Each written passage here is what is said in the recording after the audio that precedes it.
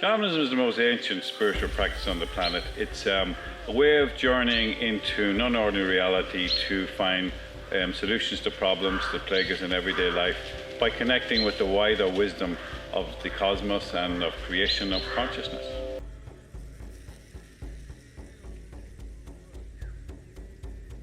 Now, the shamanic cosmology exists of 4 different worlds. Shaman talks about journeying to the lower world, and then they talk about the middle world here, and then the upper world, and then they talk about the underworld. So I'll talk a little bit about each of those just to give you a sense of the shamanic cosmology.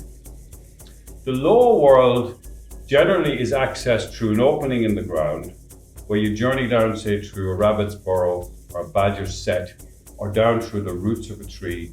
In Celtic mythology and in Nordic mythology, we had the Yggdrasil in Nordic cosmology, where the shaman journeyed up and down those realms through the roots to the lower world, the trunk in the middle world, and the branches up to the upper world. So this panoramic life review is not something we should dread at the end of our days, but it's not something we should wait for in the end of our days either. One of the journeys we do on the practitioner's course is we take a journey to the moment of our death, where we have a near-death experience in the company of our guides. And we live through the whole thing as if we were dying in that moment, and we do the panoramic life review. It's extraordinary what people come back with and how it changes the way they think about their lives from there on in. Another thing we do is what we call the scroll of directions.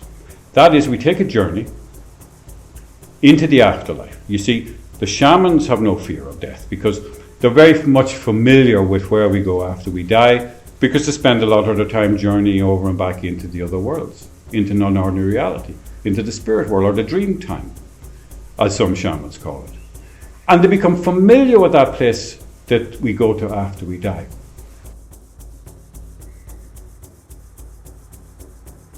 And then the healer aspect is the shaman works with spirit, works with guides in the other world. So say somebody is feeling low in energy, lack of power, not connected, they will take a journey and find a power animal for them, which is an animal that represents and symbolic and is the energy of nature itself, the wolf, the bear, the fox, the eagle, the snake, wild animals, and take that energy back and blow it into the crown and the heart chakra, therefore reconnecting the person who's disconnected back into the power of the natural realms and into themselves. So typically what we do is we imagine ourselves going through the mind's eye into that wonderful other world, as the shamans call it, the dream time or the spirit world, to meet our guides in that place. And that's just an interdimensional shift.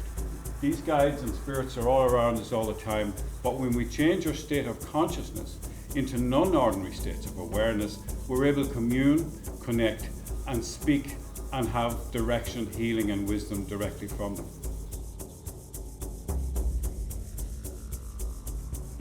Walking awareness in nature we do, and that is where we do a walking meditation where our senses are fully open, fully awake, fully alert. Our smell, our hearing, our taste, the wind on our skin. You hear the crunching of the leaves under your feet. When you're walking in that space, stalking awareness, you hear a crow calling, you see a fox moving, you hear a splashing of fish in the river. And your senses are so alert and so awake in that place because you're stalking awareness, you get the message. Because nature's speaking to us all the time. Nature wants us to hear what it has to say to us. And that's a big problem in our world today. We're not listening. We're not hearing what Mother Earth has to say. And Mother Earth has teachings for you.